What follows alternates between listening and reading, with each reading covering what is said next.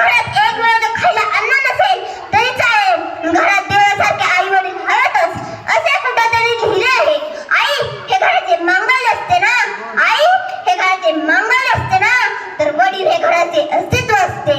आपल्याला घरात काही टुचलं काही लागलं आपण डायरेक्ट म्हणतो आई ग, पण त्याच वेळेला आपण रस्त्यात कुठे बाहेर जात असलो आपल्याला साप आढळला आपण डायरेक्ट म्हणतो बाप रे. छोट्या छोट्या प्रसंगाने आपल्याला आई आठवते आणि मोठ्या मोठ्या संकटाने आपल्याला बापाच आठवतो. जर आई तुमच्या औषधी साठवून पुन्हा आहे, जर आई तुमच्या औषधी साठवून पुन्हा आहे, तर वडील हे आयुष्यभर कंबर कसून मिळवलेली कमाई आहे. जर आई तुमच्या औषधी साष्टांग भगत परमेश्वर आहे, तर परमेश्वरापर्यंत पोहोचवणारा संत तुमचा बापच आहे. मित्रांनो, संत तुमचा बापच आहे. आपल्या मुलीच्या लग्नासाठी पैसे लागतात म्हणून बाप दुकानदाराच्या पाया पडतो, भांड्यावाल्याच्या पाया पडतो, सोनाराच्या पाया पडतो आणि असं करून 25 दिवसात 25 लाख रुपये जमा करतो.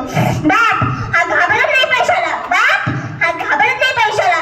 आई तुम्हालाही आहे, आई मलाही आहे. तर आपली आई मेली ना मित्रांनो, कपाटात 15 साड्या सापडतील आणि आपला बाप महिन्याला 35,000 रुपये कमवतो तरी फाटलेले कपडे घालतो, फाटलेली शर्ट, फाटलेली धोतर, फाटलेली पायजाम हे घालून बा मग कळेल आपला बाप आपल्यासाठी काय करतो ते.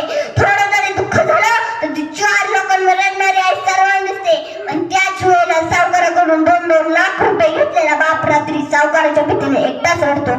तो म्हणजे आपला बाप असतो. आपला बाप आयुष्यात 4 वेळा रडतो, आपला बाप आयुष्यात 4 वेळा रडतो मित्रांनो. आपला बाप आयुष्यात पहिल्यांदा रडला जेव्हा त्याच्या मुलीचं लग्न ठरलं, बाप आयुष्यात दुसऱ्यांदा रडला जेव्हा त्याची मुलगी सासरी गेली, बाप आयुष्यात तिसऱ्यांदा रडला जेव्हा त्याची मुलगी सासरी टाकून दिली जाते, आणि मित्रांनो बाप आयुष्यात चौथ्यांदा रडला जेव्हा त्या मुला बाळासाठी त्यांनी इतकी रिस्पेक्ट कमवली आणि तेच मुलं आज बापापासून वेगळी राहायला लागली. बाप या 2 शब्दांचं महत्त्व इतकं असतं ना मित्रांनो, त्यांच्याबद्दल जितकं सांगेल तितकं कमी असतं.